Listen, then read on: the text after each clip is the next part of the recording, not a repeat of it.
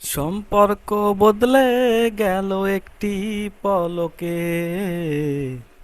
কে আপন কে যে পর হলো রে।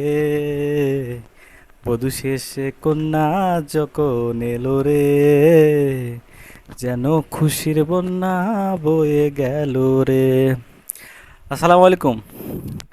তো লাইন আসা যাক।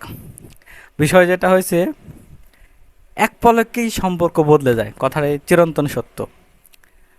আপনারা জানেন, সাবেক আইসিটি প্রতিমন্ত্রী জুনায়েদ আহমেদ পলক, সরি তুক্কু, জুনায়েদ আহমেদ পলক বা না, হচ্ছে না, জুনায়েদ আহমেদ পল্টিবাজ, তিনি কি বলেছিলেন?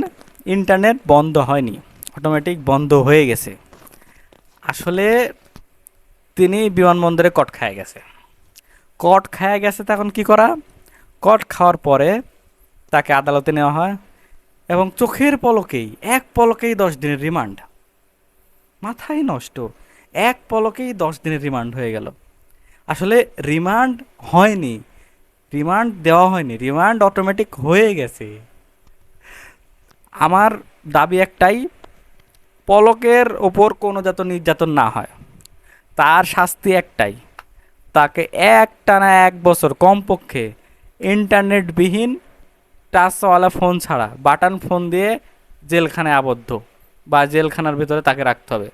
তাকে নেট দেওয়া হবে না, ইন্টারনেট সংযোগ দেওয়া হবে না। তো এতটুকুই আমার দাবি।